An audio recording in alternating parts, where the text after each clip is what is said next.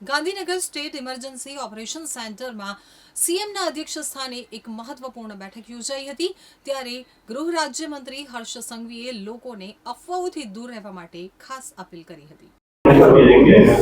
આદરણીય મુખ્યમંત્રી શ્રી ભૂપેન્દ્રભાઈ પટેલના અધ્યક્ષ સ્થાને આજે સ્ટેટ ઇમરજન્સી સેન્ટર પર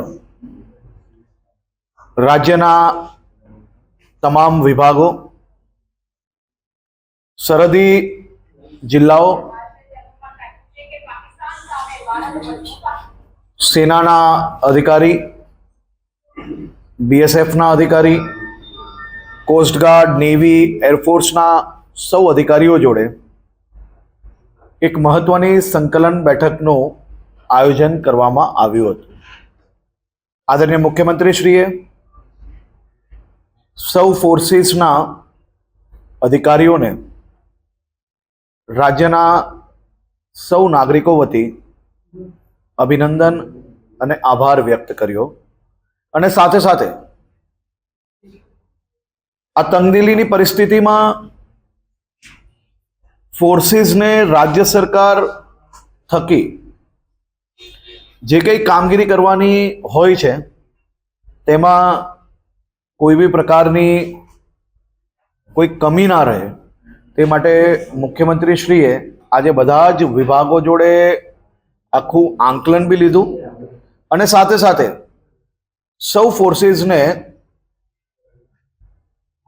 સંકલન દરમિયાન નાની મોટી કોઈ બી તકલીફ હોય, જે સિવિલિયન્સ તરફથી મદદની જરૂર હોય, આ બધી જ વાતોની ચર્ચા આ બેઠકની અંદર કરવામાં આવી છે। ખાસ કરીને ગુજરાતના આ સરહદી જિલ્લાઓમાં ડિસ્ટ્રિક્ટ એડમિનિસ્ટ્રેશને ખૂબ સારી રીતે પૂર્વ તૈયારીઓ આપણે કહી શકીએ તેમ કરી છે અને સિવિલિયન્સ કોઈ બી પ્રકારે કોઈ બી અફવાઓથી ડરવાની જરૂર નથી। સંપૂર્ણ સાચી માહિતીઓ એ ડિસ્ટ્રિક્ટ એડમિનિસ્ટ્રેશન દ્વારા સમયાંતરે સૌ લોકોને જરૂર લાગશે ત્યારે પહેલેથી જ જણાવવામાં આવશે। આપ સૌને માત્ર એટલી વિનંતી છે કે ડિસ્ટ્રિક્ટ એડમિનિસ્ટ્રેશન દ્વારા કોઈ બી માહિતી આપવામાં આવે તો એને સંપૂર્ણપણે પાલન કરજો। આભાર।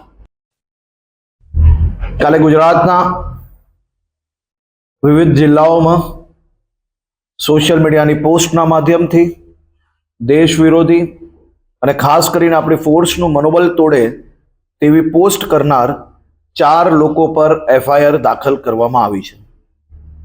આ પ્રકારની કોઈ બી હરકત એ ગુજરાતમાં ચલાવી લેવામાં આવશે નહીં।